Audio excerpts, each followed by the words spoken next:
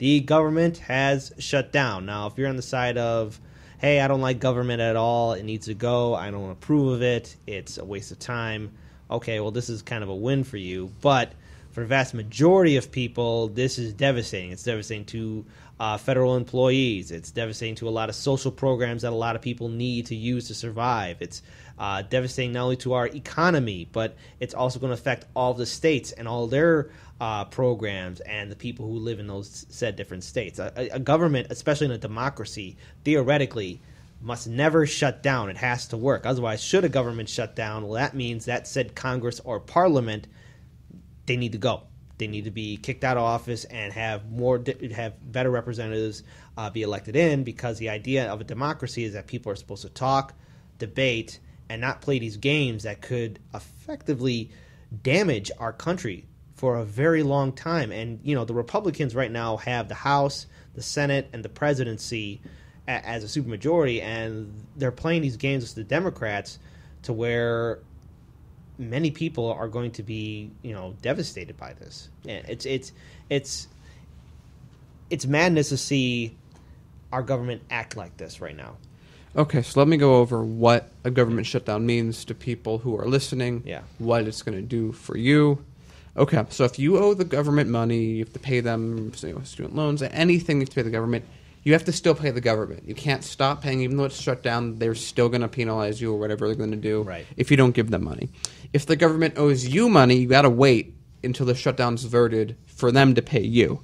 Okay. So for bureaucracies, this is stuff that's, you know, like social programs, just things that exist in a bureaucratic form in general are going to be shut down, and that, you know, there's certain exceptions for critical things, like we expect that Social Security checks are still going to be sent out on time, things like that. But things that are non-critical, which is most of it, is that people are going to be furloughed. So now what do we mean by furlough? Think of it like an unpaid vacation. When you don't have the money for an unpaid vacation, you're just going to be, in a sense, laid off without any pay until you're brought back on. And even now, there was the shutdown in 2013. There were some people that still haven't been paid when they were even working, not even when they were furloughed without pay. When they were working without pay, they were never reimbursed. And that's going to have, as Kit mentioned, a big ripple effect, because this is, first, a very large amount of Americans that work in the government that are going to be all of a sudden not going to have any money to put into the economy. They're going to have it's just like everyone else. They're living paycheck to paycheck, so they're going to have things that all of a sudden they can't pay for, which is going to have ripple effects, because so many people will not be able to afford so many things at once. So that's going to have a big ripple effect in that way. And we know from the last shutdown, I think about $24 billion were cut out of the GDP. So now because the Republicans are saying, oh, it's going to destroy the military. No, if you are in a military base, you are still going to be on guard. You're still going to be doing the same thing. You're just not going to be paid for that time. So if you have a check that's coming, that's not going to get to you until it gets back, and that assumes that they pay people back. Because, you know, the government has the ability to say no one's getting paid for this 3 weeks, but you got to keep working. So if you are an employee of some kind, again, if you're in the Army, you're not going to get paid. You still have to work. And most things in the military are going to be completely open and working. However, contracts for bombs, other contracts, things in development to big corporations, those aren't going to get paid on time. And a lot of the civilian staff that work at the DOJ that do the supply chain, all that, if they're not critical, I think they said 75% of the DOJ is going to be furloughed as well. So if you wanted that bomb contract to go through on time, well, I'm very sorry. It's not going to happen. If you're a company that's going through a drug testing procedure, then those are very long, arduous, expensive, and you have, of course, those are built on timelines that are very, very specific. Well, that's going to be delayed because those operations are not going to be working as well, because those people are going to be furloughed as well. Okay. The government will stop generating various reports that people rely on, especially for the economy, so jobs numbers, consumer price index data, things like that really show how the economy is changing, that a lot of very wealthy investment places use to determine how to act. Those aren't going to be updated while this is happening. The GDP, as I mentioned, is going to take a hit, and it's going to depend on how long the shutdown happens. The stock market is going to be very unhappy with this, and very rich people are going to be very unhappy with this. This is one of those rare situations where to a degree, the poor are going to be affected as well as the rich. And right now, some recent polling has come out to where Americans will probably most likely blame the Republicans. For the most part, they'll be taking most of the blame for this shutdown because they're the ones who've always been instigating all of these shutdowns in the first place. So it's just not the Democrats. Look, we have our problems with the Democrats. My one issue with the Democrats is that the establishment Democrats are not going to have a backbone. They're going to, take a step back and give the Republicans everything they want because that's how a lot of these establishment Democrats act. They're going to get a call from their donors and say, "Hey, I'm losing money. Fix this right away. Fix this right now. So compromise. Make a compromise. Give the Republicans everything." On that level, this was in a situation where Democrats already gave the Republicans everything they were asking for, and then they're like, "Hey, can we also fund CHIP and reinstate DACA, please? And the Republicans are like, "No, we'll do that later." And, I think if you're anyone reasonable, you're saying, well, the Democrats have already done, as they always do, bent over backwards, turned themselves into a pretzel because they don't know what else to do. In compromise, they gave everything the Republicans wanted, and they're just asking for two. I would say that even what they're asking for is far too little by comparison. It should be like, I want DACA, net neutrality reinstated. I want X, Y, Z. I want you would think that they would do that. I want Social Security protected, so that way when the Republicans say no, they can say, okay, well, we'll put security off the side for now. We'll do these other things. But they're literally asking for, hey, the thing that was legal, the DACA, that you said we shouldn't do because it was illegal, that a court found, no, it was fine that DACA was completely legal, Obama did it right. Can we just fix that thing that shouldn't have happened? Okay, thanks. And people, again, 120 people a day are already losing their paperwork that would be needed to get DACA back. Mm-hmm. So this is something that's affecting people every day. You have, again, the CHIP program where 9 million people, and you saw that tweet that Mitch McConnell put out that said, hey, Democrats, who do you care more about, the CHIP program or DACA? Choose one. No, and he shouldn't have even sent that tweet out. I mean, that's barbaric. First of all, he's sending a tweet about two groups that are absolutely powerless right now in this current system that we have. You have children and then DACA. All right? None of those people did anything wrong to you. These are people who are just struggling to survive. The little kids and the people of DACA, okay? So the way I look at this shutdown, this is just it's finally showing the face of our corrupt system and how many of these elected officials are just straight up sociopaths. They're psychos. All of them, all around. And the GOP, they have a lot of issues. And, again, they're the ones instigating this shutdown. So if I were the Democrats, I would not back down. I would have a backbone. Hopefully they don't listen to their Democratic establishment leadership and instead look towards Bernie Sanders for support. And because, let's face it, of all the Democrats, Bernie Sanders is the one senator that a lot of progressives and independents and liberals, support and rally around to. But I don't know. What do you think the chances are for that to actually happen, guys? I mean, Lewis, Daniel, what do you guys think? Go ahead. It just is rough. It really is. It's an uphill battle. Mm-hmm. You have, just like we said, you have our Democratic representatives in the Congress, representatives in one way where they bend over for everything. Mm-hmm. And yet we should expect that we should be asking for way more than just two things. Just like Daniel said, X, Y, and Z, we should have a plan like that. We should have a set plan. So, okay, we gave you into this. Now we should be able to give what we want. You see, that's how you're supposed to work. But then now you start to give demands, whether you pick one or pick the other. So it's power. And it's, again, the Democrats have already given the Republicans, like before this even started, the Democrats were like, before we start negotiating, compromising, have everything you want. Okay, now let's talk about what we want. So this was, I mean, again, first of all, who taught them how to negotiate? Yeah. That's the thing I want to know. Well, here's the thing. Again, remember, Republicans, like you said, Republicans control Congress. They control the House, the Senate. They control the presidency. So they control the government. Yet they can't give these, like, I mean, as very important. I don't want to diminish anything about CHIP or DACA because they're insanely important programs to those who are affected by them. Mm-hmm. But in terms of scale of both funding and what they did compared to what the Republicans got, the Democrats are asking for peanuts. Again, this is like, I'll give you okay, fine. You can buy 5 Lamborghinis, but I want a Honda. And they're like, we'll talk about the Honda later. And that's the Democratic establishment. And people wonder why the DNC lost as bad as they did in 2016, because they have no message. They have nothing to offer working class families or people. And this is a rare opportunity again for the Democratic Party to really step up and say, no more, we're going to fight back. But I don't know if the Democratic establishment is going to fight back. Can we expect Cory Booker to stand up and fight back? Kamala Harris to stand up and fight back? I mean, the only people who I see really doing anything is Bernie Sanders and, to another extent, Elizabeth Warren, hopefully. But, I mean, then again, is that enough? Yeah, and I think on this issue... Because will Chuck Schumer do anything? Mr. Glasses, Chuck Schumer? No. No, I mean, to an extent, the fact that the shutdown happened means that he did do something.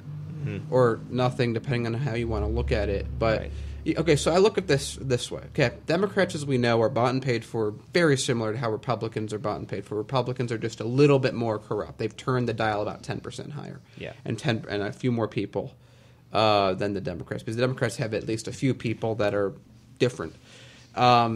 So you have those people who are given huge amounts of money by their donors, who we know through various Princeton studies, all these different studies. The will of the people doesn't matter. It's the will of the donor that matters. Who are the people, like I said before, are going to be heavily influenced and impacted by this? The donors. So the fact that this even happened says, to me at least, that the Democrats are doing a little bit of fighting. Because if they weren't fighting, they would have already capitulated and given the Republicans everything they wanted and pushed DACA down the line, and the 6-year extension to CHIP would have passed. The way I see this is that the Democrats really have no choice but to fight back, because if they just fall back and don't fight back at all, the 2018 midterm election cycle is going to turn out with mixed results. Because let's face it, there's a lot of people who know people who are under the DACA program. There's a lot of people who use the CHIP program. There's just a lot of groups that the Democrats say that they represent and fight for, and a lot of these groups have been verbally attacked by the Trump administration. He's attacked all sorts of groups, people with disabilities, people of different religions, different cultures and backgrounds. And so the Democrats have this opportunity to basically tell the American people, we are the party that's going to fight for you. But at the same time, too, they have to offer programs and incentives on why we're going to fight for you. Because if they don't, well, then the average voter, even including the progressive or Democratic voting base, can say, well, you guys aren't fighting for us at all. I mean, you say you do, but are you really going to fight for us? And let's say we give you power. Let's say the Democrats take over in 2018 in the House and Senate, as well as winning some governorships or even state Senate houses and state representative seats as well. I mean, are you really going to push back and fight back for us? Are you going to offer us programs? So the Democrats aren't stuck in the corner. They have no choice but to fight back. Well, I disagree with that. They could easily roll over. I mean, we're talking about Democrats. They always have the choice. But if they want to win, like they say but they do, but they don't. I know. Well, that's not. But this is a rare opportunity to where they can. No, that's what I'm saying. This is a rare opportunity that they've put on themselves by doing terrible jobs of running elections the last few cycles. This is a self-imposed wound that they're like, okay, maybe I'll at least cauterize it. Yeah. So in this case, here's what I think. Here's how I would look at this.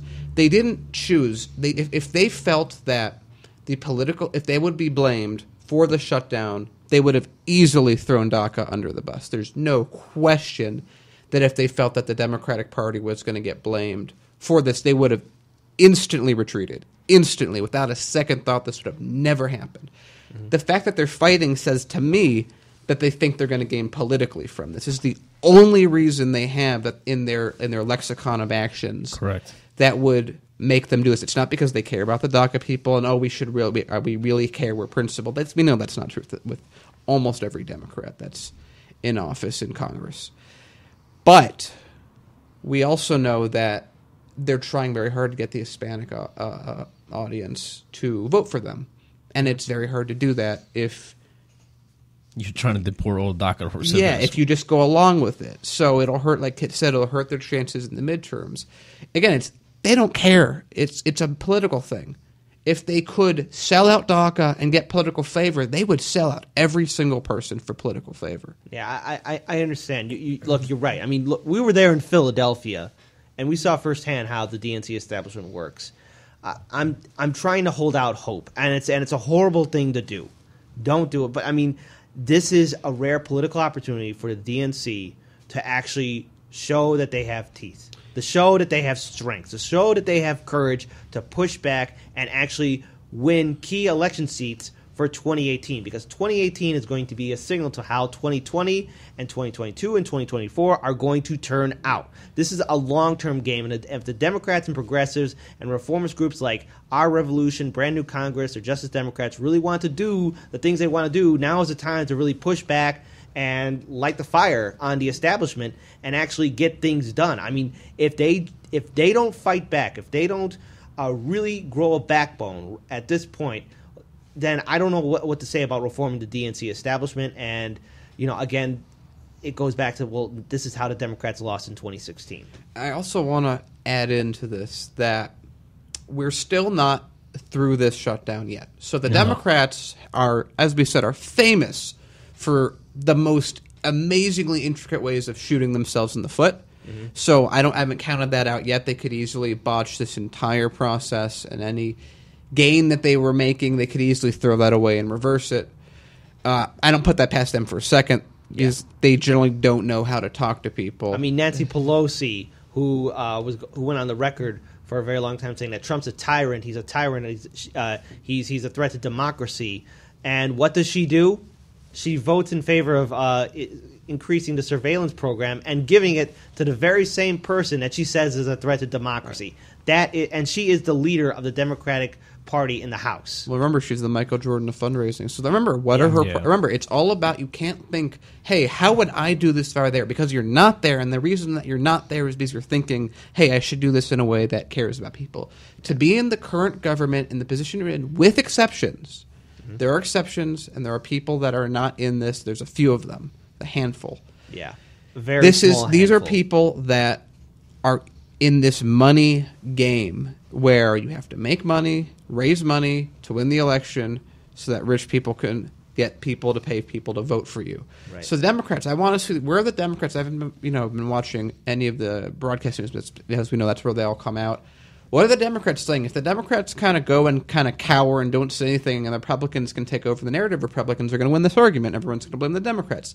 If the Democrats go on TV and they make really terrible reasons for why this shutdown is happening, and they, in a sense, only narrow it to like DACA, don't make the bigger point that they should be making about why this fight needs to happen, then they're going to shoot themselves in the foot with a certain group. They're going to do better. So it's like a mix, because one group will be a little happier, then one group won't be a little happier, and then more multiple groups on each side.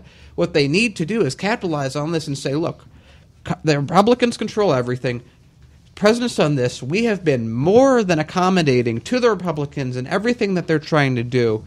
And what do we get in return? We asked for two of the smallest exceptions to things that they have done. Just DACA, which was already legal, that was taken down for no reason. We have a chip, which everyone loves. And again, both of these programs are loved by a majority of Republicans, independents, and Democrats. So these are all things that have complete public support in every single group. Republicans, it's just over 50. But with the other groups, it's much, much, much higher. And so if you have something that even a majority of Republicans agree with, how can you throw that away? They have to just make very clear arguments that make sense, and they could easily gain a lot of this in the midterms. But again, it goes to show you the lack of the Democratic Party and the leadership. Not so much as the party, but I think the leadership. Yeah. Is the leadership, were they willing to just say, okay, fine, whatever, or just willing to give up on something and not offer alternatives, not offer a resolution to what's going to happen, not offer an answer to all these current issues. It's a common thing that just keeps going and going and going. Same person that donates something is the one that's going to get elected. Pelosi, it's just a disappointment. It's just a disappointment. I want to say, imagine for a second, hypothetical universe. I'm going to even say a parallel universe at this point, where Democrats fought on issues that were everything that people want Medicare for all, people want Social Security, everything that Americans agree on, which is a lot of different things both Democrats and Republicans agree on. In a lot of ways, Bernie Sanders' entire platform is majority approved by every single people of every single party, Republicans, Independents, Democrats. Imagine if they fought as hard as Republicans on the most popular policy issues and didn't just deal with all the money they had. If they shed that money, if they did all those things, they could easily take. I mean, remember, they used to control the government for decades. Yeah. Because they had that kind of mentality. And then they're like, oh, no, we need to get corporate money, and that's the important thing to do. Yeah. So. Yeah, no, it's ridiculous. Yeah. All right. This shutdown, we're going to keep following it. Hopefully, we don't have to talk about it next week. They get this resolved. But, well, I mean, if there is a resolution, but let's face it, if we look back to 2016, just a reminder, Hillary Clinton had Goldman Sachs supporting her, and then Donald Trump also had Goldman Sachs supporting him. The establishment is owned by the top 1%, and as soon as they give the orders to both the Republican and DNC establishment leaders, let's face it, they're going to fall in line. So let's see how this shutdown happens. We'll see if the Democrats either listen to Bernie Sanders. We'll see if people are able to come to some sort of resolution, but we're going to follow through with this story, and I'm pretty sure other groups are going to follow through with it as well. But I think now we're going to enter into our second break. So if you like what we do, to our entire audience listening to us via radio, online, or watching us on our Facebook live stream, please support us. So follow us on our Patreon page and see what you can do to help us out. Peace, everyone, and see you in the second hour.